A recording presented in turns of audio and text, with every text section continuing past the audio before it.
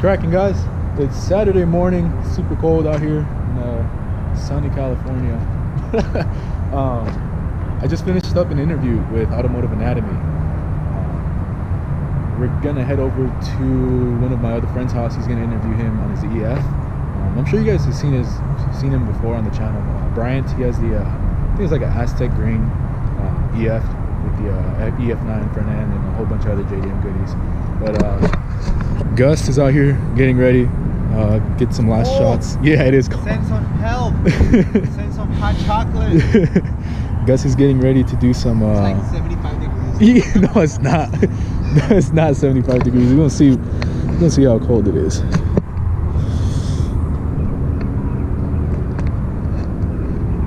It's 51 degrees in Riverside, Southern California. We are freezing out here, but Gus is getting ready to do some B-roll for the interview.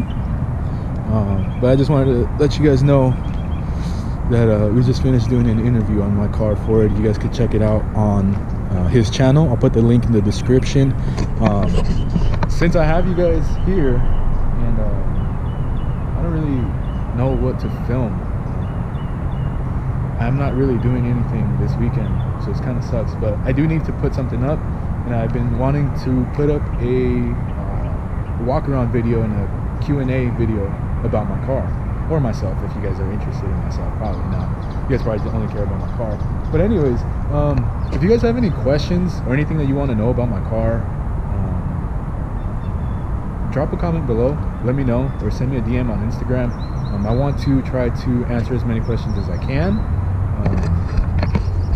I'm pretty much an open book when it comes to this car. I don't care sharing my wheel specs, sharing what parts I have. If any of you guys have ever messaged me on Instagram, you guys will know that I answer almost any question. But I want this Q&A and walk around video of my car to do good. So and I want to inform you guys as much as I can about my car. So if you have any questions, drop a comment below. I answered a good amount of questions on Gus's video, but I know there's a lot more questions, like how much money have I spent, you know, and stuff like that. How long have I had the car? How long did it take me to do this? How long, blah blah blah, you know. But yeah, if you guys have any questions, drop them down in the comment below. I think I'm gonna take Gus for a ride in the car and see if I could get him to get scared. Probably not. Let's do that shit. Alright, what's cracking, guys? I don't know if you guys can see me on this side, but I got Gus, Automotive Anatomy. What's up? You know, I mentioned earlier in the video. He came out, did a little video on my car. But I don't really get to hang out with Gus too much. He lives about an hour away from me. Probably more because of traffic and stuff. So I live in Moreno Valley. He lives in Santa Ana, I believe. And that's it's quite a drive, especially in traffic. So since he was so kind enough to come out, I kind of wanted to interview him. Pretty much, who is Automotive Anatomy? He doesn't really show his face on his channel. He's a handsome fellow, so I think he should do it more. Keep going. No. So we're gonna try to have a conversation in my car.